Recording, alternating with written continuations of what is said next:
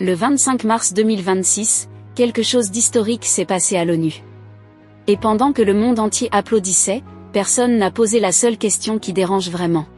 Dans cette vidéo, nous allons vous révéler la vérité choquante que les Africains ne veulent pas entendre sur l'esclavage.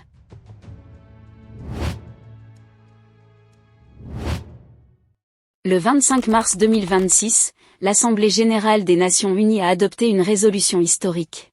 Pour la première fois dans l'histoire de cette institution, la traite transatlantique des esclaves africains a été officiellement proclamée, je cite, « le crime le plus grave contre l'humanité ». Cette résolution a été portée par le Ghana. Son président, John Mahama, s'est déplacé personnellement à New York pour défendre ce texte. 123 pays ont voté pour. Seulement 3 ont voté contre, les États-Unis, Israël et l'Argentine. 52 pays ont choisi l'abstention parmi eux, le Royaume-Uni et l'ensemble des membres de l'Union européenne, dont la France. La résolution appelle les États à présenter des excuses formelles, à indemniser les descendants d'esclaves, et à restituer les biens culturels africains pillés. Le secrétaire général de l'ONU, Antonio Guterres, a déclaré que les blessures causées par cet ordre mondial pervers restent profondes, et qu'il faut aujourd'hui pointer du doigt le mensonge de la suprématie blanche. Un moment fort. Un moment historique. Et l'Afrique avait toutes les raisons de célébrer. Mais aujourd'hui, sur cette chaîne, nous allons aller là où les autres n'osent pas aller. Parce que derrière cette victoire historique, il y a une vérité que l'histoire africaine refuse d'admettre. Une vérité inconfortable. Une vérité que même les militants les plus engagés préfèrent taire. Qui allait chercher les esclaves au fond de l'Afrique pour les vendre aux négriers européens. À la vérité, la traite transatlantique n'aurait pas été possible sans la participation active de certains royaumes africains. Prenons le cas du Dahomey, ce royaume qui occupe aujourd'hui le territoire du Bénin. Pendant près de 2 siècles, le Dahomey a fait de la vente d'esclaves le pilier de son économie.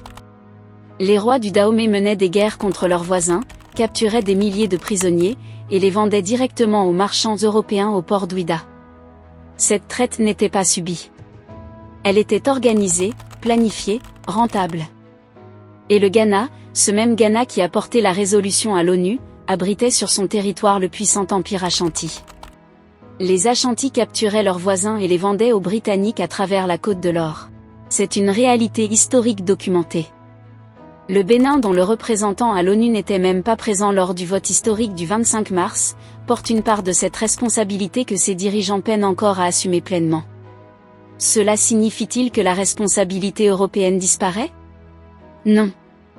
La traite transatlantique reste un crime d'une ampleur inégalée dans l'histoire de l'humanité. L'organisation de l'ONU a eu raison de le reconnaître. Mais une reconnaissance honnête de l'histoire exige que nous regardions l'ensemble du tableau. Car aujourd'hui, quand on parle de réparation, cette résolution pose explicitement une question légitime. Qui paye? L'Europe uniquement? Ou bien les États africains dont les ancêtres ont alimenté ce commerce? Aucun dirigeant africain n'est prêt à poser cette question publiquement. Et c'est exactement là que réside le silence que cette résolution historique ne peut pas remplir. La traite arabo-musulmane, qui a duré plus de 12 siècles et a concerné des millions d'Africains, hommes castrés, femmes réduites en concubines, n'est pas mentionnée dans cette résolution. Pourquoi? Parce que 123 pays ont des intérêts géopolitiques à ménager. Ce n'est pas de la justice historique.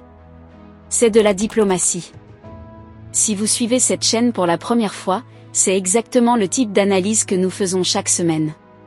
Nous ne cherchons pas à plaire, nous cherchons à comprendre. Abonnez-vous pour ne manquer aucune vidéo.